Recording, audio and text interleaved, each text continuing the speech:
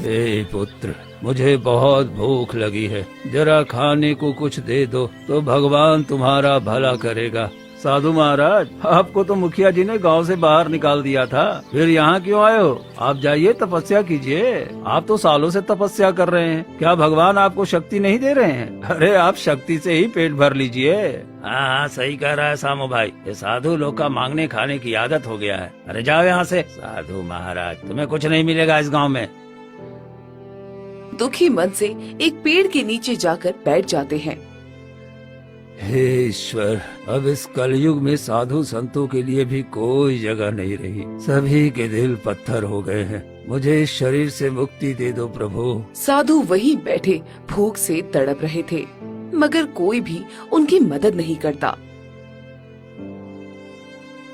फिर रात हुई। रात के समय उनकी सांस अटकने लगी, पर कोई भी पानी देने वाला नहीं था और वो वहीं तड़प तड़प कर प्राण त्याग देते हैं।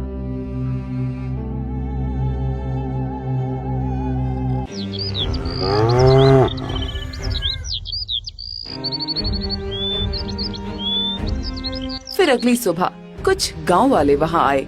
अरे ये साधु तो मर गया, अब क्या होगा? अरे हाँ भाई, अब इसे कौन दफनाएगा? इसे छूना भी पाप है। चलो हमें क्या, हम यहाँ से चलते हैं, हमें इससे क्या मतलब। तभी गांव का एक गरीब आदमी मोहन आता है। हे भगवान, ये तो साधु महाराज हैं। गांव वालों के दिल कितने पत्थर के हो गए हैं, किसी ने इनकी अंतिम विदाई भी नहीं की। साधु महाराज, मैं आपका संस्कार करूंगा। अरे ये मोहना पगला गया है क्या? हैं? इस सड़े गले साधु का अंतिम संस्कार करने जा रहा है, लगता है इसका दिमाग खराब हो गया है। अरे जाने दे, ये भी गरीब साधु भी गरीब, क्या पता इन दोनों का किसी जन्म से रिश्ता रहा होगा। फिर मोहन साधु का शव उठाकर जंगल में ले जाता है।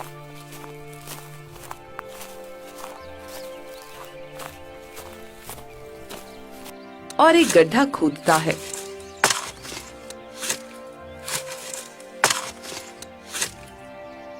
और साधु महात्मा को वहां दफना देता है। हे साधु महाराज, यदि हमसे कोई गलती हुई हो तो क्षमा कर दीजिएगा। अपना आशीर्वाद बनाए रखिए और गांव वालों को भी माफ कर दीजिएगा। मैं पूरे गांव वालों की तरफ से क्षमा मांगता हूँ। फिर मोहन घर लौट आता है।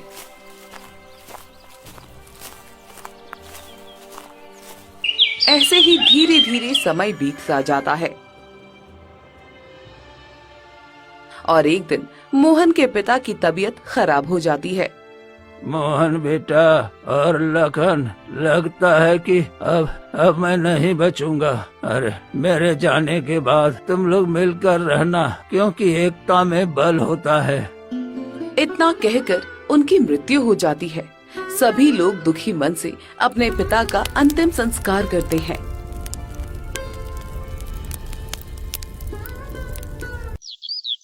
कुछ दिन ऐसे ही बीत जाते हैं और एक दिन उसका बड़ा भाई लखन मोहन से कहता है, देख मोहन, पिताजी का पूरा इलाज मैंने करवाया है, उनका पूरा खर्चा मैंने दिया है और काम में भी जो खर्चा आया वो भी मैंने किया है। तूने तो एक फूटी कौड़ी भी नहीं दी। अरे भैया, ये आप क्या कह रहे हैं? पिताजी की जमीन का जो भी अनाज बिकता है सब आपके पास ही जाता है, तो खर्चा भी तो आप ही देंगे ना।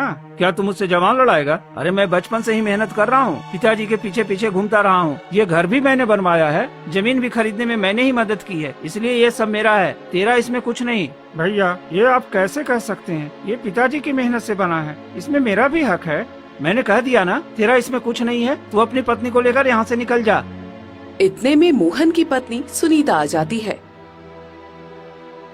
भैया, आप ये क्या कह रहे हैं? हम दोनों कहाँ जाएंगे? ये तो बाबूजी का बनाया हुआ घर है, इसमें हमारा भी हिस्सा है। आप हमें ऐसे घर से नहीं निकाल सकते। देख सुनीता, तू अपने नालायक पति के साथ कुछ भी कर, मुझे फर्क नहीं पड़ता। ये घर अब मेरा है और यहाँ सिर्फ मेरा हुक्म चलेगा। चलो निकलो यहाँ से। तभी लखन की पत्नी महिमा भी आ जाती है।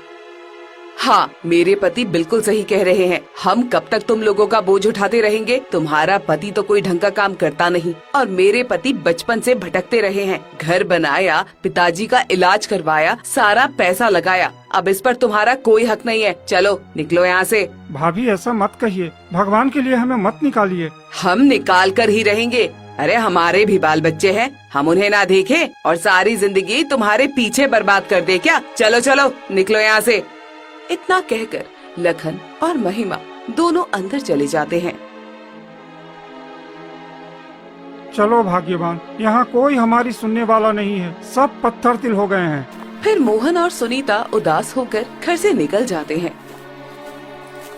रास्ते में एक गांव वाला मिलता है। अरे मोहन, तुझे क्यों निकाल दिया गया? उसी साधु की वजह से ना, तूने उसकी अर्थी उठाई थी ना, इसलिए तेरे साथ ये सब हो रहा है। हाँ, वो साधु कोई साधारण साधु नहीं था। जिसके घर वो रुकता उसका घर उजड़ जाता था, इसलिए मुखिया जी ने उसे गांव से निकाल दिया था और तूने उसी का अंतिम संस्कार कर दिया। अरे इसी वजह से तो तेरे साथ ये सब हो रहा है और तेरा घर भी उजड़ गया है। अरे आप लोग कुछ भी कहिए, मुझे कोई फर्क नहीं पड़ता। मैंने इंसानियत निभाई है, किसी की अंतिम विदाई की है, इसमें मुझे कोई अफसोस नहीं है। इतना कहकर मोहन आगे बढ़ जाता है। दोनों पति पत्नी घने जंगल में पहुंच जाते हैं। जी, ये साधु महाराज की बात आखिर क्या है? अरे एक दिन हमारे गांव में एक साधु आए थे, किसी ने उनकी मदद नहीं की और वो भूख से मर गए। गांव वालों ने उन्हें दफनाने से भी मना कर दिया, तब मैंने उन्हें यहीं इस जंगल में गड्ढा खोदकर दफनाया था। क्या सच में? हाँ सुनीता। लोग चाहे कुछ भी कहें, लेकिन आपने बहुत अच्छा काम किया है। अब हम क्या करें, समझ में ही नहीं आ रहा। क्यों न मैं जमींदार साहब से कुछ पैसे उधार ले आऊं, उससे हम एक छोटा सा घर बना लेंगे और कोई धंधा भी शुरू कर लेंगे। हाँ, आपने बिल्कुल ठीक कहा। इतना कहकर मोहन जमींदार के पास जाता है।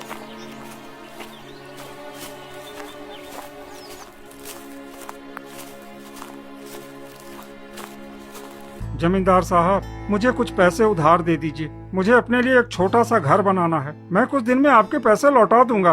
अरे तू तो लखन का भाई है ना? जी हाँ, मैं लखन का भाई हूँ। उन्होंने मुझे घर से निकाल दिया है। अरे तुझे तो तेरे भाई ने घर से निकाल दिया, फिर मैं भला तुझे पैसे क्यों दूं? और तू मेरा पैसा कैसे चुकाएगा? मैं तुझ जैसे भिखारी को पैसे नहीं देता। चल भाग यहाँ से। जमींदार साहब, ऐसा मत करिए, कुछ तो रहम करिए। मैं आपके पैसे चुका दूंगा। मैं जानता हूँ तो कैसे चुकाएगा। अगर मैं तुझ जैसे भिखारी को पैसे देने लगूँ ना, तो एक दिन मुझे खुद भीख मांगनी पड़ेगी। चल चल चल भाग यहाँ से। कोई धर्मशाला नहीं है यहाँ जहाँ हर किसी को दान बांटता फिरूं। इतना कहकर जमींदार वहाँ से चला जाता है।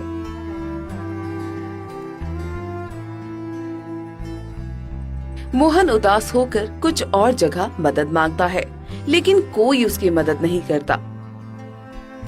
थक हार कर वो अपनी पत्नी सुनीता के पास लौटता है। क्या हुआ जी, किसी ने हमारी मदद की? नहीं भाग्यवान, कोई भी मदद करने को तैयार नहीं है। अब हम क्या करें? देखिए, अगर हमें घर चाहिए तो खुद ही बनाना पड़ेगा। क्यों ना हम लकड़ी काट कर एक छोटी सी झोपड़ी बना ले? तुम सही कह रही हो। चलो जंगल से लकड़ी और घास लाकर झोपड़ी बना लेते हैं।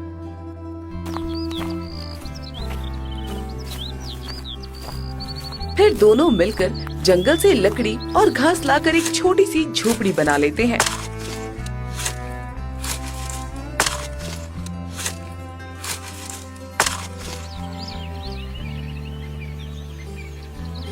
दो दिन उसी में बीत जाते हैं।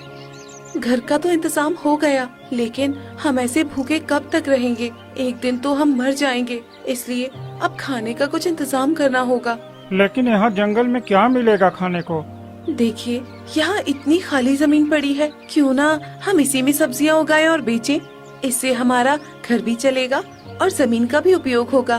तुम ठीक कह रही हो, लेकिन ये जमीन तो बंजर है, यहाँ कुछ होगा या नहीं पता नहीं। भगवान पर भरोसा रखिए, कुछ ना कुछ जरूर होगा। ठीक है, अगर तुम कहती हो तो मैं आज ही गांव जाकर लोहार से एक फावड़ा ले आता हूँ और उसी से जमीन खोदूंगा। इतना कहकर मोहन गांव जाता है